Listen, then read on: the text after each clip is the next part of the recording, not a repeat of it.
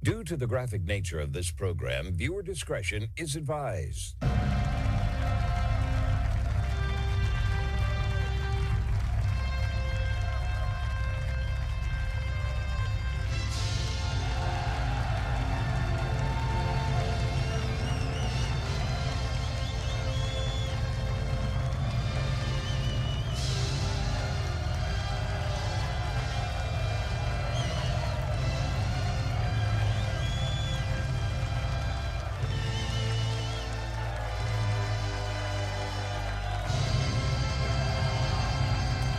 Hello, everyone. It's the Monday, December 22nd, 2025 episode of The Marco Dre Show. Thank you for tuning in to hear all the relevant groundbreaking news here in America and around the world. The only show where the facts are facts and hard truths thrive.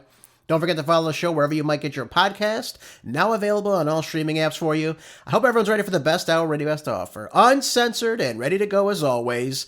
I will have live shows both obviously today, tomorrow, and Friday this week, but I will be off on Christmas Eve and Christmas Day, just to let everybody know.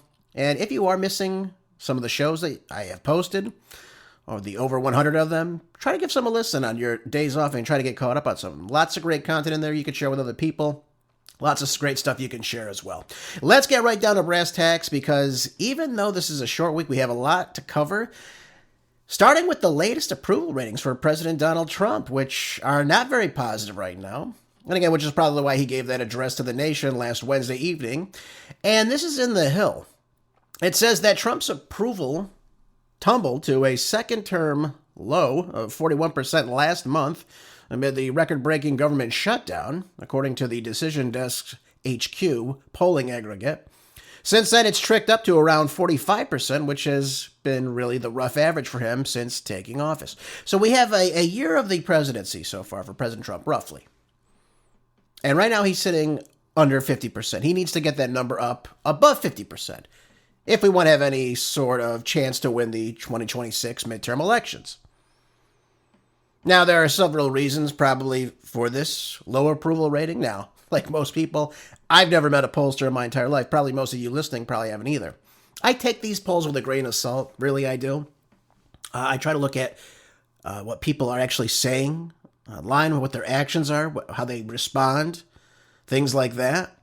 I take these polls, because again, I don't know exactly the questions are being asked. Do they not like a certain policy that President Trump's doing? Are they just saying overall, what do you think of President Trump? We don't know. We don't know most of the times when they do these polls.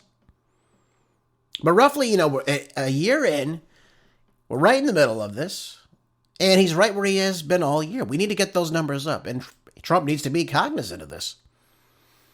Now, most of you are probably saying to yourself, well, the economy is the number one thing. I agree, the economy should be the number one thing for you. How are we doing diplomatically? How do people feel about these wars? How do people feel about the foreign aid we've given to Ukraine, to Israel? How about the bombing of these fishing boats in the Caribbean? What do people think about that? All these things factor into this approval rating. I would hope so. But a lot of people are not satisfied with the prices. That's the number one thing. Now, if everyone asked, what do you think about the border? And of course, illegal migrants coming in the country, everyone would probably be pretty happy about that, because he's done a bang-up job on that. I will say that. But for most people, it's the economy. They want to see a functioning economy. They want to see things develop here. They want to see opportunities increase here in the United States. That's the number one thing. And we are not seeing that right now. This is in Bloomberg. It says, the good news for the U.S. economy is that the consumer sentiment rose in December.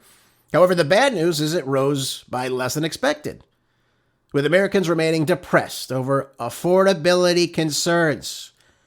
Obviously, President Trump earlier this year called it a hoax that there was affordability issues in this country. Now, again, certainly not attributed to him, right? Most of it came from President Biden in his 4 years of stagnation. Really, it was dragflation. We had low economic output and high inflationary numbers, summing up to somewhere around 25 to 30%. We all remember that. But this idea that there's no affordability issues or concerns, and he calls it a Democratic hoax. He called the Epstein Files releases another Democratic hoax as well. There's nothing there. We'll talk about that momentarily, too. Trump has got to be honest with the American people. He's got to show us policy issues. What are we going to do to lower prices in the grocery store, home prices, prices at the pump? And again, I know he's done a great job with energy right now, but we have to also consider we have the global energy prices, thanks to oil down almost $20 from where it was last year, because the global economies are in recessions. Now, yes, part of it's attributed to Trump. He's opening up more drilling leases. All those are good things. Don't get me wrong. All those are good, positive things. We want to drill more. We want to open up more pipelines. Joe Biden closed down the Keystone XL pipeline like an idiot. All these things play a role in this. But we've got to take care of what's happening at home. I say this time and time again to you because it's the truth. Nobody gives a damn what's happening in Venezuela. Nobody gives a damn what's happening in the Middle East. And certainly nobody gives a damn about what's happening in Ukraine. That being said, we'd all like that to end. We'd like the bloodshed to end. We would love for there to be peace breaking out. In each of these other conflicts, too, that President Trump has claimed victory to that has no real end result to them. Aside from getting people to speak to each other, which, again, I think is a noble thing to do. I do. Don't misunderstand me. However, we've got to understand the most important thing right now is the economy. And if those numbers don't start shooting up in the next 3-4 months, once these elections get rolling, we'll have the primaries coming up in March. If we don't get that rolling, if people don't start seeing that change, you're going to see us lose the House. Okay, so look at this. It says the University of Michigan's final December sentiment index climbed 1.9 points to 52.9, while the median estimate in a Bloomberg survey of economists called for a reading of 53.5. Okay, so it's a little off. It went up a little bit, but it's still a little bit lower than expectations. The problem with this, though, is that a year ago, December 2024, the sentiment remains roughly 30 points below that. Roughly. So we've got to see where we were a year ago and where we are now coming into 2026. And by the chart I'm looking at here, by the University of Michigan, everything is starting to slump down. And it has been for quite some time. Now, these polls, they go up, they go down. You know, it's just like your typical chart that you're looking at. Stock market's good. That's a positive. But what is Main Street performing? What are we doing right now? What about our job growth numbers? Our labor force participation numbers? What about the red tape? Now, maybe, I don't know. Trump is saying that we're going to have major refunds coming in 2026 because the Big Beautiful Bill Act will take effect. Maybe people will get more money back in their IRS returns. Who knows? But people want to see relief when they go to the grocery store. They don't want to keep spending. And look at us. We're at $1.7 trillion in credit card debt. Come on. That means people are spending more than what they can afford, obviously, in many regards. But look at that debt. Look at that massive debt. So people see that. They say, look, I've got to use my credit card to, buy groceries every week, and I don't have the money. So that just keeps piling on. Then you have the overly high interest rates that didn't come down fast enough, thanks to the Fed. You got yourself a mess on your hands. What, are you going to max out your credit card just to eat? To buy gifts for Christmas time? Or Hanukkah? Or whatever the hell it may be? Or your basic needs. These are all concerns about average Americans, folks. And we've got to address these issues. So President Trump's got to come up with a plan. He's got to tell us what he's doing. And again, I like that he's coming out. He's confident when he speaks to us, but he's got to materialize it. What are you doing to bring these prices down? What are you going to do in the housing market to bring these prices down? What red tape are you going to cut? What incentives are you going to provide? All these things need to be given to the American people. And by the way, what are you doing about the illegal alien hordes that are taking up most of this damn housing? You have almost a third of the people in this country that don't belong here. We think they're all living on the streets. They're living in housing that we should be taking up. Now, I apologize if I sound upset, but these issues have problems. And again, these people that come in and take these jobs, they have no right to be here, bring down the wages in that particular job field. Whether it be farm help, whether it be any type of labor, whether it be working at a 7-Eleven. I don't know. It doesn't matter. They undercut the rate of income for Americans that take those same jobs. And that is a massive problem. We don't need to live like this. That's the big thing. We don't need to live like this at all. Yet for some reason we're complacent with 500,000 illegals deported in 11 months of being in office. To me, that's no win there. By the way, those numbers need to trickle up and trickle up fast. So, that being said, just to give you a little update on that, Peter Schiff, by the way, talked about, well, affordability. And again, I trust him. He's an economist. He knows what he's talking about. He said this about pricing right here in America. Take a listen. One of the things he criticized me for, he said, Peter Schiff says prices are still going up. He's wrong. They're going down. Look at gasoline. It's $1.99 somewhere. And then he said, and the price of everything else is going way down. The price of nothing is going way down. The price of everything is going up. The price of some things are going way up. So he's saying I'm wrong because I'm saying prices are going up when they're going down. The only person who thinks they're not is Donald Trump. Maybe that's because So he had a little feud with President Trump on, Trump attacked him on Truth Social. We have inflation up 3% year over year from December of 2024 to December of 2025. That's a true fact. Does that mean that some prices for certain commodities are not down? Of course not. We've seen gas prices come down under President Trump. We've seen that. We've seen the price of eggs drop a little bit. Now, they were up roughly, I think it was 80, 90%, 100%. I don't even know. They're down 16% or so from where they were before. So the things are coming down. Don't think that nothing is coming down. But overall, the price of goods are going up slowly. 3% is difficult to really see. It's not that big. But when you have had prices, thanks to Joe Biden, roughly hit 30%, 50%. I mean, fuel was up over 100% under the Biden regime. You say, well, the prices are coming down. But we need to see greater relief than what we're seeing right now. Because your wages are not keeping up with that massive hit that we took during the Biden-Harris regime at all. So Schiff is not incorrect. Some of the prices of commodities, goods, services are going way up. People see this. This is what people recognize. Everyone buys things. If there's anything we all have in common, we all go out and buy things, whether we need to or not. That's beside the point. We still go out and buy things. We say, wait a minute. I bought this steak last year. It was $10.99. Now it's $15.99 a pound. I'm buying a ham for Christmas. Not that I would eat ham for Christmas, but I'm just using it as an example. It was $30. Now it's $41. People see that and go, why the big increase? Or maybe your electricity bill, you're looking at it, you're going, geez, last year I was paying, $150 a month. Now I'm paying double that. $50, $60 more than that. All these things, people look at and they say, geez, it's more and more difficult to make things meet. Wages are stagnant right now. Prices are going up. And by the way, if you don't believe me, this was in the Financial Times. It says here that heating cost expected to increase by 9.2% this winter in America. That's not me just making things up. And by the way, we just hit winter yesterday. Yesterday was the winter solstice. Do you want to pay 9.2% more, keeping your heat on every day, or do you want to freeze to death? What do you want to do?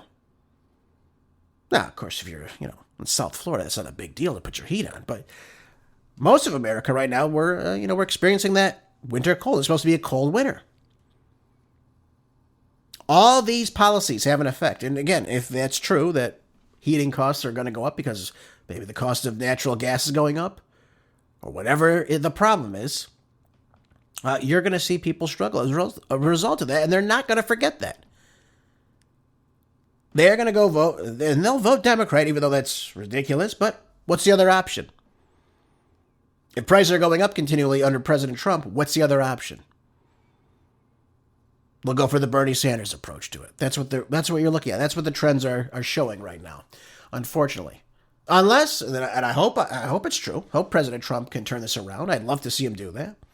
I want him to do that. That's why we elected him. But he's got to show us progress. That's all I'll say on that. Oh, by the way, the progress, too, on the Epstein Files, not very good. We were supposed to have them all released on Friday. During Friday's show, I was checking to see if they were releasing all of this. Of course, hundreds of thousands of documents were not released to the American public. There was no shock there. This is in Slay News. It says that the long-sealed Jeffrey Epstein files have been finally begun to spill out into the public view. And the first wave is already sending shockwaves through Washington, D.C., and particularly through Billy Clinton, right? We saw that new, droves of photos being released with him, with various different people. I saw Mick Jagger, Michael Jackson. Oh, it's a whole who's who hanging out with Jeffrey Epstein. Guy who we have no idea how he made his, billions of dollars somehow.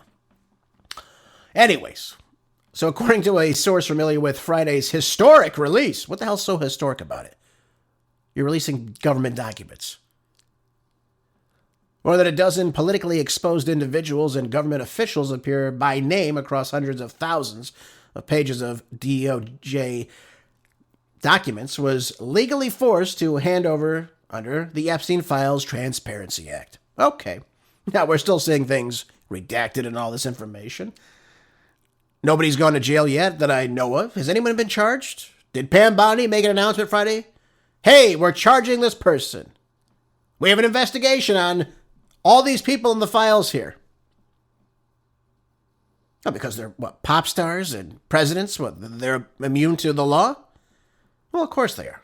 It's a big game.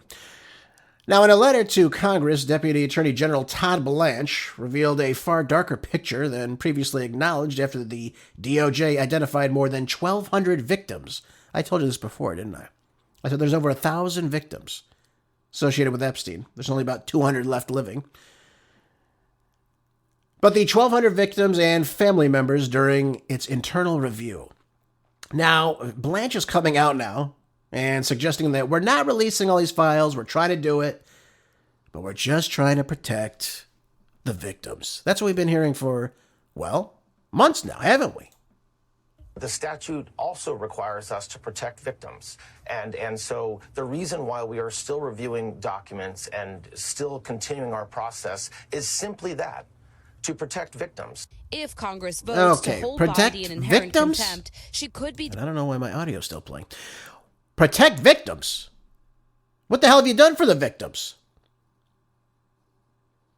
They've done absolutely nothing for them.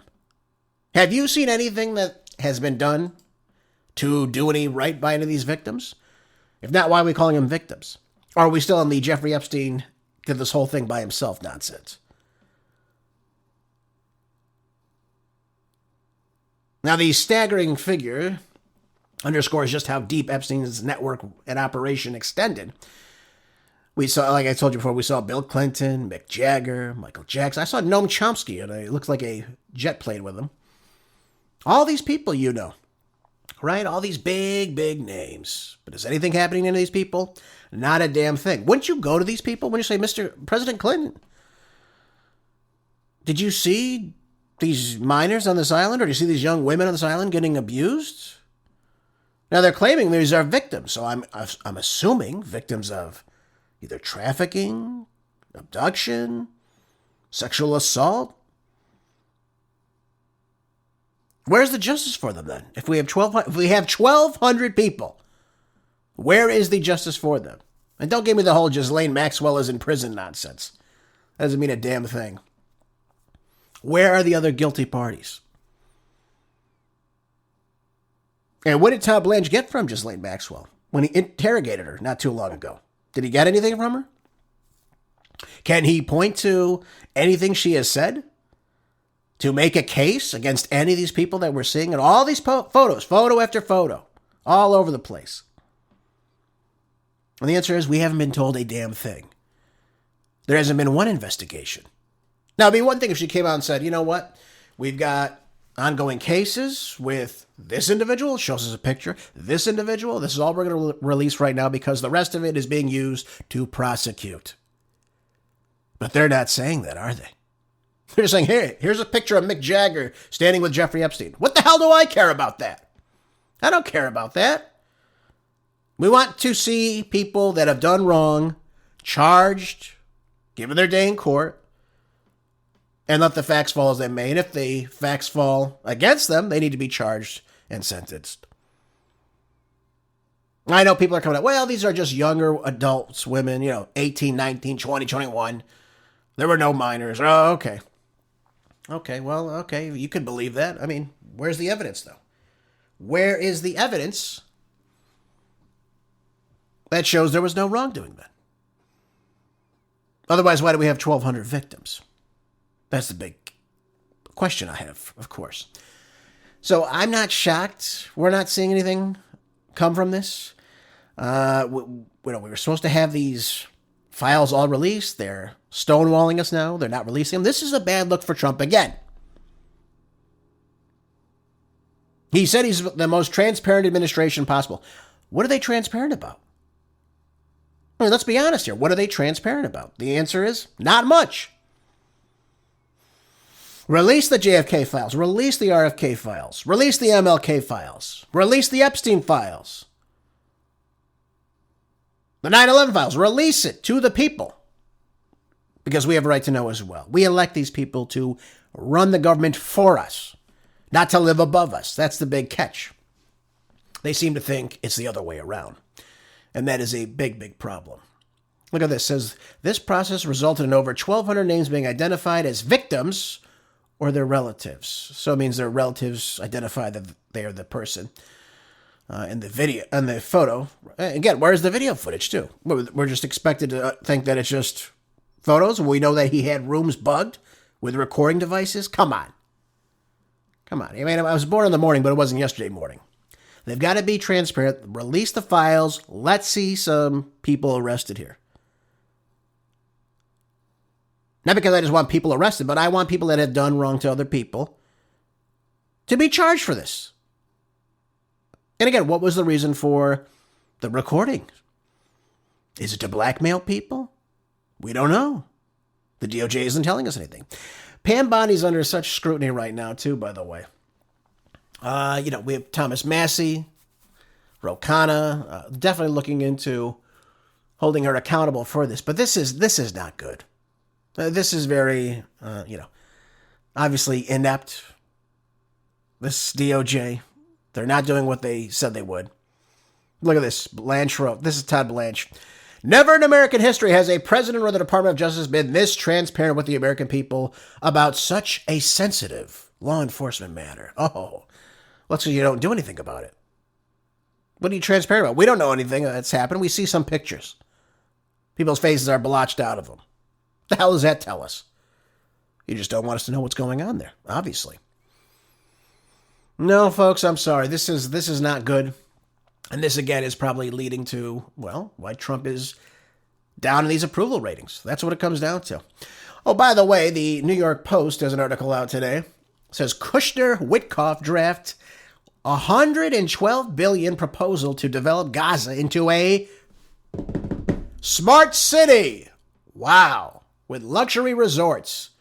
That's just what the Palestinians need, don't they? To be ruled over by a police state. Isn't that wonderful? Did they have any say in this, by the way? Or has this just been thought up by the two developers, Witkoff and Kushner? Well, it says the 10-year development plan drafted by First Son-in-Law. What, is that a real title? The First Son-in-Law? What the hell kind of title is that? How about the First Jackass? Jared Kushner, U.S. Special Envoy Steve Witkoff, another developer, and two top White House aides, is currently courting investor countries with a 32-slide PowerPoint presentation detailing the bold plan to renovate burning rubble into beach resorts. And who's going to live in these beach resorts? Is it going to be the poor Palestinians who have absolutely nothing?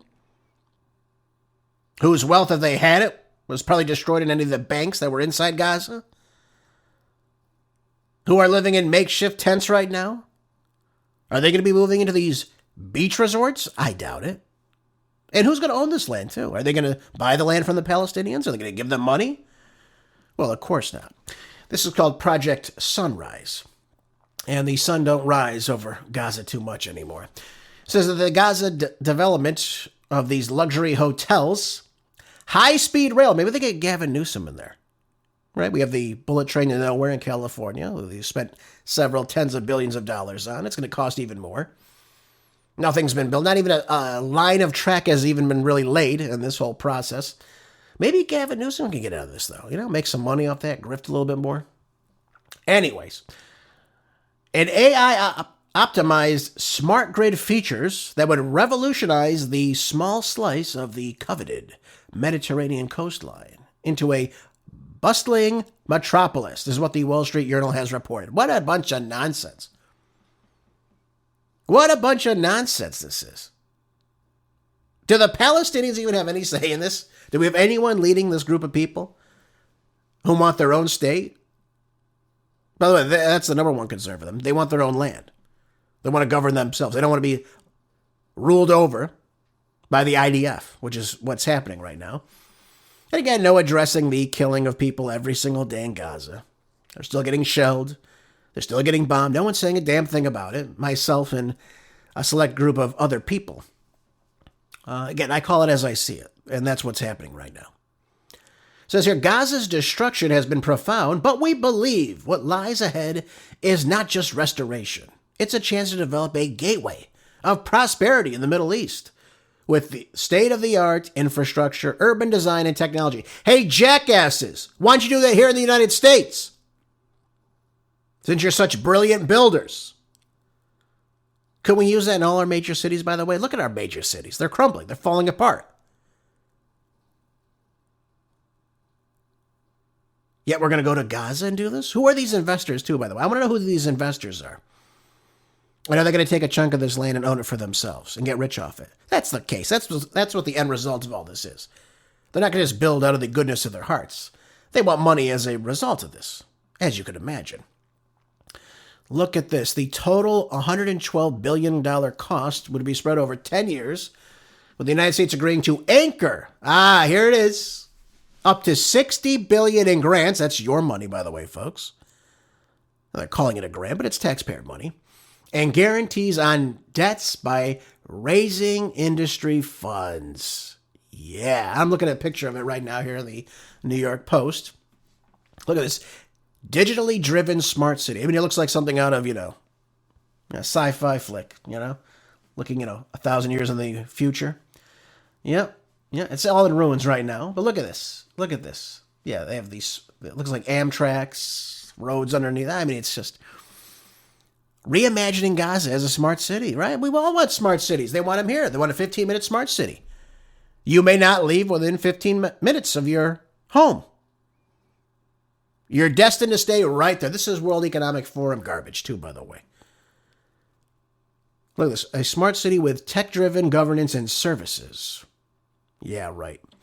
The ambitious proposal, which developed within the last 45 days by Kushner, Witkoff, and White House aides, consulted, there it is, Israeli security experts about the path forward. That's because they're the number one in spying in the world right now. Further calls for establishing a chief digital office so they can spy on the Palestinians at all times, right? When they're working in the resorts, cleaning up the streets, all that nice stuff. And an innovation lab to define standards and guide policy making. So in other words, you're under police state your entire life. Cameras here, cameras there, anywhere you walk, facial recognition, technology. All this is going to be happening. And do they have any say in this? Probably not. Doesn't say there's anyone else in the PLO or anything like that involved in this. The presentation does not go into detail about which countries or companies would be investing in the rebuilding fund, according to the Wall Street Journal. Now, look, I'm looking at pictures here. Look at the ruins in this place. Now, of course, we're told Hamas was in every single one of these buildings, right? Oh, okay. All right. Yeah, sure. Unbelievable. It's terrible. These hollowed out buildings, just debris every single place. It looks like, something out of a horror flick. Dystopia. That's what it looks like. Absolutely covered in ruins right now. And these people have nothing.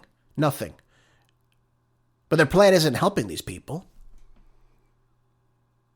Getting some building going quick to get people back in structures. It's about rebuilding so they can make a buck off it. That's what it is. And for some reason, I thought Israel was supposed to have no say in what happens inside Gaza. We're supposed to have a two-state solution. Now we're talking about other people coming in, investing foreign money, and then creating this smart city because they've deemed it worthy. So what, Tony Blair can rule over these people? Come on. It says, though the plan mapped out distinct phases of construction, it did not provide details for housing the 2 million Palestinians. What a shock. Who would be displaced during the massive construction necessary? Yep, there it is. Ethnic cleansing, getting people woke. Well, here's what we'll do, folks. Everyone's going to live in these beautiful homes. You can even pick out your home right now, courtesy of us. Witkoff and Kushner, right? Yeah, that's what we're going to do. We're just going to send you over here right now to the West Bank, where people are also getting killed every single day, with new Jewish annexations every day. Yes. Look at this. So that's the plan. We're going to build this for you. It's going to be wonderful. After 10 years, you can come back to where you lived and live in harmony in your new state. Now, does anyone believe that? Does anyone believe these people are going to be able to come back into this brand new metropolis? I mean, this looks, again, like something out of a sci-fi flick. They're not going to let these people come back in. They're going to displace them. They're going to let Israel come in and take over the land, make a lot of money off it, along with these private investors. And that's the way it'll be. It says there is an estimated 68 million tons of rubble inside Gaza after thousands of airstrikes leveled cities during the 2-year war with Gaza. Yep, U.S. officials who have knowledge of the proposal are skeptical that it will come into fruition because a condition would be Hamas agreeing to disarm, which is not going to happen. Not going to happen. They're not going to do that, so long as people are getting killed inside Gaza every day. And meanwhile, Witkoff met Saturday in Miami with high-level delegations from Egypt, Turkey, and Qatar to discuss implementation of the second phase of the Gaza ceasefire plan. Where's Marco Rubio, by the way? Where's our Secretary of State? Why is he not involved in this? Why is Steve Witkoff and Jared Kushner? Jared Kushner doesn't have any title in any government division that I know of. Witkoff is an envoy. Where is Marco Rubio? Why is he not negotiating with Russia? Particularly Sergei Lavrov. Why is he not involved in the Gaza plan? What's going on here? Now, we see things happen with South America. He's, sometimes chiming in there. But where is he? Why? Because he's playing NSA director and Secretary of State at the same time? Something's off here. Something's very off. And again, I told you this. It's not a shock. They're going to try to get rid of these people. That's the end result of all this. Just so we're all clear on that. So when that happens, you could say, hey, Jure said that. Yeah, absolutely. That's exactly what they want. Again, the Israeli government's been very vocal about that too. Removing people from this land. All of Gaza will be Jewish. They say this. I'm not misquoting anybody. This is what they're saying. These are animals. These are dogs. These are subhumans. All this other barbarians. All these things. It just goes to show, folks, this is their plan. Yep, they want to make beachfront property. Beachfront property. And they want Trump to sit on this board of peace with Tony Blair, if that even could ever happen. But don't count anything out. Yep, what they'll do, they'll probably round everyone up. They'll have the wonderful IDF help them. They'll kill all the people that are dissenting from leaving. Because again, there's lots of Palestinians that say they're not leaving. They don't want to leave. Or they'll just jail them, either or, one of the two. And they'll say, no, we're controlling this area till it's all rebuilt. Then we'll let you come back in. So they could be, waiters, street cleaning, all that good stuff inside Gaza. And they'll work for the uber wealthy. That's what it'll come down to. And, Witkoff, Kushner, Trump, they'll all get nice and wealthy off it. Oh, by the way, speaking of President Trump, this is in Fox News, says U.S. Coast Guard pursues third dark fleet oil tanker as Trump targets Venezuelan sanctions Yep. Yep, this is heating up too in Venezuela right now. It says vessel flies false flag and operates under judicial seizure order as part of Maduro's sanctions evasion network. Look at this. This is heating up more and more and more and more, folks. You know, it started with the bombing of these speedboats. Then, of course, we brought the USS Gerald Ford in the region. Now we're performing a blockade. Now we're seizing ships and redirecting them back to Venezuelan ports while trying to actually seize the tankers as well, these oil tankers. It says that the U.S. Coast Guard is pursuing a sanctioned oil tanker near Venezuela as President Donald Trump intensifies his pressure campaign against Venezuelan's leader Nicolas Maduro with a sweeping blockade targeting illicit oil shipments. Look at this. It says the United States Coast Guard is in active pursuit of a sanctioned dark fleet vessel that is part of Venezuelan's illegal sanctions evasion. Last week I read for you all that these U.S. sanctions, or these sanctions put on Venezuela, have no international tie to them. The UN has not authorized any type of sanctions against Venezuelan oil. So they can ship oil, they can buy oil, they can go in the middle of the ocean, I guess, and dump it. I don't know. Now, Reuters reported that another official noted that the tanker was operating under sanctions and that had not been boarded thus yet. The officials have also stated that the interceptions could be taken by flying or sailing near vessels of concern. Why are we in this region? We have no right to do this. And again, any type of naval blockade, just to be clear, is an act of war. Are we at war with Venezuela? It does seem like we're getting there, if we're not there already. We can also expect that, probably in the near future. So here's my problem with all this. Number one, the blockade is, again, an act of war. Number one, that's the biggest problem here. But number two is we have no right to put any of these so-called sanctions and enforce any type of restrictions on trade for any reason. That's the other big problem with all this.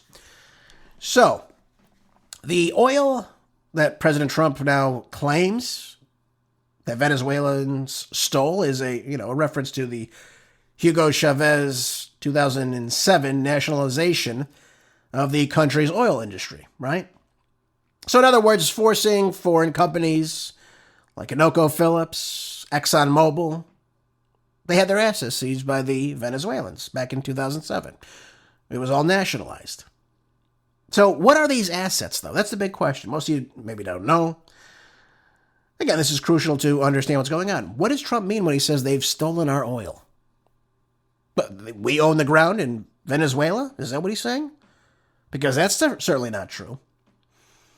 So these assets, would be the oil fields, the drilling operations that happen, the pipelines, the storage facilities that they use, the facilities for refining, right? Converting the dirty crude oil into usable oil that can be sold.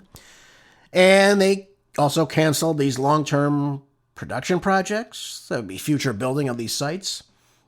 And just any other types of contracts that these individual private companies had with the Venezuelan government. So, again, none of these were assets of the United States government's property, money. These are all corporate assets. Let's understand this. So, no, it's not U.S. national oil. We don't own the land or what's under the ground. We've got to understand this. These are all things that need to be stated because, most people are sitting there going, you know what, they stole from us. They stole our technology or this and that. No. This is a private company operating on one of the most oil-rich fields in the world, which is the Orinoco oil belt there in Venezuela. Right? I believe they estimated to be somewhere around 303 billion barrels of oil would be sitting under the ground there that they know of. So again, it's true, though, that these companies were, taken to international arbitration court. Both are ordered to pay $11 billion, right? And by I say both were said to be paid a certain amount of money from the Venezuelan government. Now, Venezuela still has to pay, or they've largely ignored these court orders. But this is not a U.S. government versus the Venezuelan government, as what's being portrayed right now. So again, it's wrong to equate that the U.S. has to put a naval blockade around Venezuela and prevent trade, which again, an act of war. Every step we've taken has escalated the situation. And while I think this is amusing, we talk about, using sanctions, stealing assets, and this and that. Look at the Russian assets that we've stolen. Now we've frozen. All right? Well, look what we've done. We've frozen more than $6 billion in Russia's government assets in U.S. banks. Also within that, we have Russian central bank assets as well, a part of that $6 billion. We've seized oligarchic assets like yachts, real estate, bank accounts to the tune of hundreds of millions of dollars. State-owned enterprise assets. How about the sanctions on their oil industry, right? We're right now we're preparing for more sanctions on Russia's shadow fleet of oil tankers that move this crude oil. But do you think this, plus, of course, the Venezuelan oil tankers, might affect global oil prices, folks? What do you think about that? What do you think about that? Especially my listeners in California that are paying almost $8 a gallon, or will be soon. Thanks to the idiocy of Gavin Newsom, of course. But again, the oil supply that's not coming into the United States. How about the sanctions we put on Rosneft, Lukoil, the biggest oil producers in the country of Russia? What is that going to do to the price of oil? What is the purpose of all this, folks? That's the big question. What is the purpose of all this? We want this natural resource. We want the gold mines. This is why they want to install that Machado woman, who's done absolutely nothing for peace, by the way. Don't buy that nonsense. That war's junk anyways. Anyone that's getting it, I don't even think serves for peace. I don't know why you'd even want it. They gave it to Obama, of all people, after he did absolutely nothing. But they're going to install this Machado woman, or they hope to at least, because they know she'll play ball. She's already said she'll hand things over to the highest bidder. So if it's the United States that gets her in office, we get access to that oil again. We get access to the gold, the other precious metals that are in Venezuela. And people, individuals, will get rich off it. Makes sense, doesn't it? Gerald Celente always says not every show, but most of his shows, he says, and this is his quote, he says, if Venezuela's main product they were, exporting was broccoli, do you think we'd be down there in the Caribbean? He's absolutely right. It's all about the oil, folks. All about the oil. Which is funny, too, because we are the biggest oil-producing nation in the world. We don't need this oil. We've already been energy independent. I think President Trump can make us energy independent again. But either he's being told this by the people that work around him to go and do this. This is what they want. This is what the government wants. This is beneficial for the United States. I don't know, but I don't like the people advising him. I think we have a new group of people in the government that are advising President Trump to make a lot of these stupid decisions. We're going to go to war with Venezuela? Vietnam 2.0, do we think that's a good idea? I don't think so. I hope you don't either. But you know who thinks it's a great idea? General Jack Keane. He was on Fox News over the weekend. Listen to this. Previous presidents have had to deal with the same thing, narco-trafficking, fraudulent elections. In '89, President H.W. Bush did a physical takeover of the regime in Panama just for that reason, a narco-trafficker, a human trafficker, and a fraudulent election. And President Clinton did much the same in '94 in Haiti, when a dictator deposed a democratically elected president, and President Clinton wanted that president returned to power. So there's precedent for this. Congress was consulted, but neither one of those presidents, a Democrat or a Republican, sought approval from the Congress. The Congress is being consulted about this. They may disagree with it, certainly, and they have a right to do that. But I don't believe the administration is going to seek their approval. I think what we're seeing here is, yes, regime change is certainly on the table here. Narco-trafficking at sea is being stopped. That's for sure. Secondly, we're walking up the escalation ladder, Mike, in terms of trying to cut off a major revenue source, oil, from selected ships coming out with oil on board and other ships being prevented from going in. That is shutting down a significant amount of oil that ships that would be coming to Venezuela to pick up oil. They're just not coming. Okay, so we understand the point here. Now, he said a couple of things I do agree with, but the first part that he mentions, H.W. Bush did this, Bill Clinton did that. So what? The hell do I care what they did? Are they following the Constitution or not? That's the only thing I care about. And the answer to that is no. Who declares war? It's the Congress. That was given to the Congress. Article 1 of our Constitution. It's not given to the president. The president just can't wake up and decide, hey, you know what, we really want to go into Venezuela. We really want regime change in Venezuela right now. That would be beneficial to the American people. Who believes this? How did it go in Iraq? What, 500,000 Iraqis killed? At least? How many children were killed in this whole campaign? What do we do for Iraq? Absolutely nothing. It's a failed state right now. Have things gotten better or worse? Anytime we do regime change, things seem to get worse. Let's understand that. So I don't think that coming in and doing this is a great idea. First of all, it's not constitutional. And there's absolutely no reason to invade this country.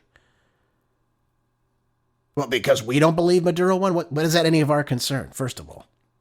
That's another big problem here. None of that's our concern. They are a sovereign nation. They're not our nation's colony or anything like that. Or territory, if you will. We have no say in this. That's up to the Venezuelan people. Let them take it to the UN. That's why we have all these stupid organizations, don't we? So there's justice on earth, right? Again, it's ridiculous. And again, how much money is this going to waste? Now, I was told last week, I don't know if this figure's correct, but I was listening to a former CIA agent who's pretty good. He knows his stuff. He said that we are wasting $1 billion a day sitting down in the Caribbean doing all this nonsense. With the soldiers that are down there, with the massive number of ships, the aircrafts, all this. Think of all the fuel that needs to be on these ships that we need to utilize. $1 billion a day, folks. How do you feel about that? $1 billion of your taxpayer dollars wasted away? And for what? So a couple of people can go in there and get super rich off the oil that's down there? Or the gold that's down there, but we can throw it in our Federal Reserve banks? This is the problem with all this. It has nothing to do with regime change. They don't care really who runs the country so long as that person plays ball. Maduro is not going to play ball. And just so we're clear about this, Venezuela, if we do a land invasion, if that's even what they would like to do, I don't even know. It would be difficult to get into the territory. Again, it's very, what do I want to say? The terrain is mountainous. It's thick, right? Thick jungles and whatnot. It's not like you're out in Iraq, right? It's open desert primarily. This is a totally different thing. Again, it's 3 times the size of Vietnam. We all know how that ended.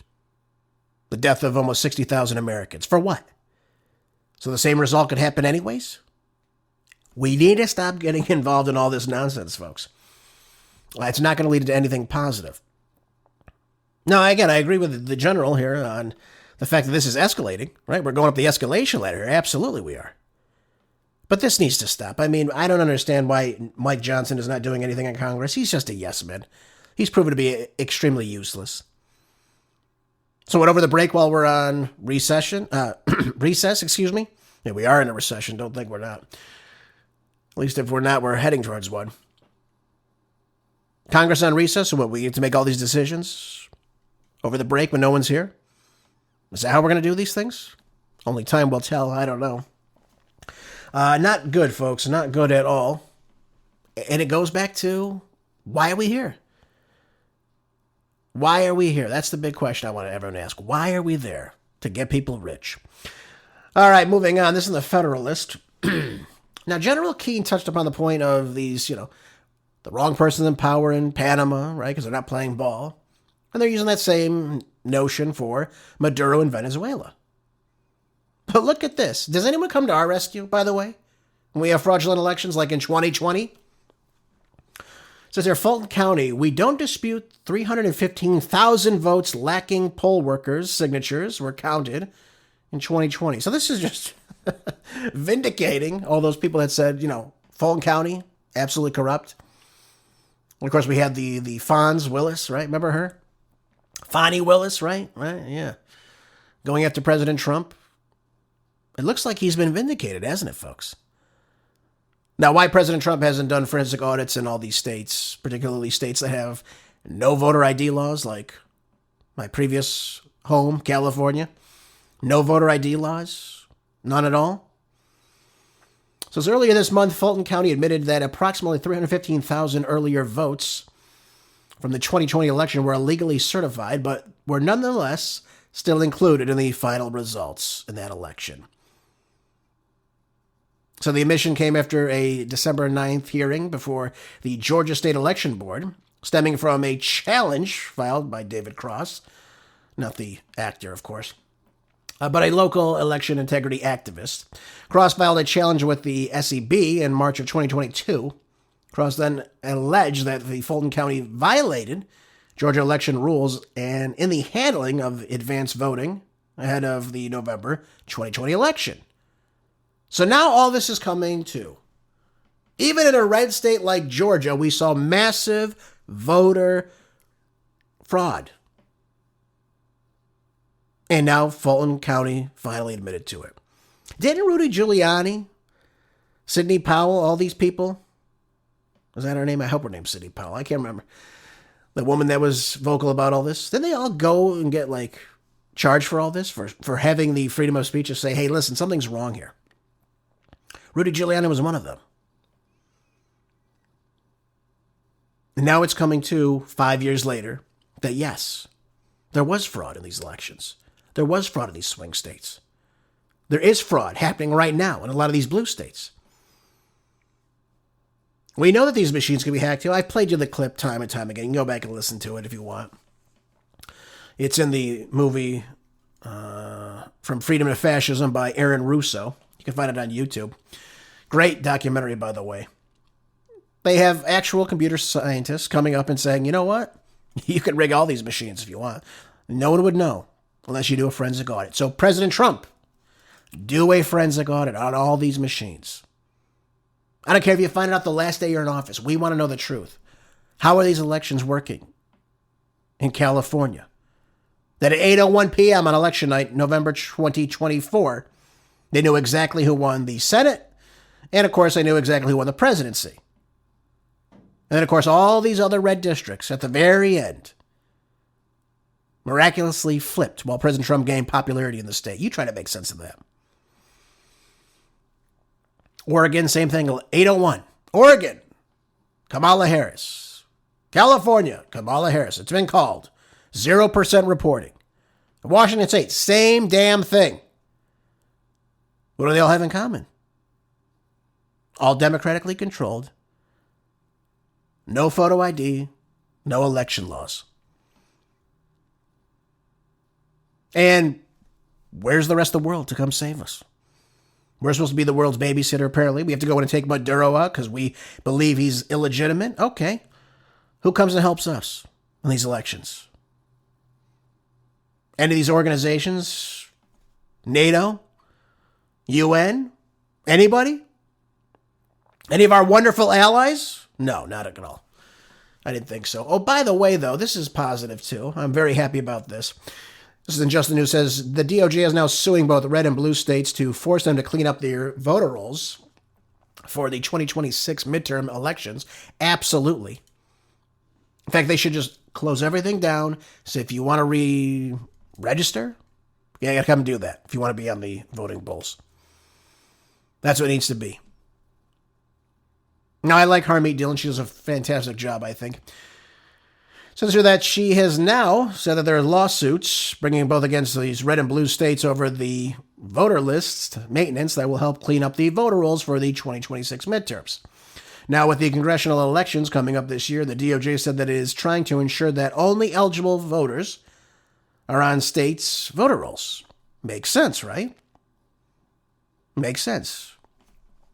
Now, you try telling that to a Democrat, though. Their heads will spin around. While some states have voluntarily complied with the DOJ request for voter registration data that are cleaning their voter rolls themselves, others are refusing to hand over the information, citing privacy concerns. What the hell privacy concerns could there be? These are federal elections. Now, yes, the states are to be in charge of the rules. I understand this. That's what the Constitution says. But we should know exactly who should be voting and who should not be voting. That's the big problem with all this.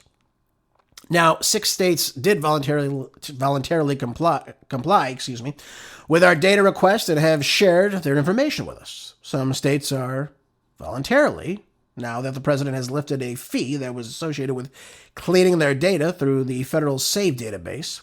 Some are doing that on their own.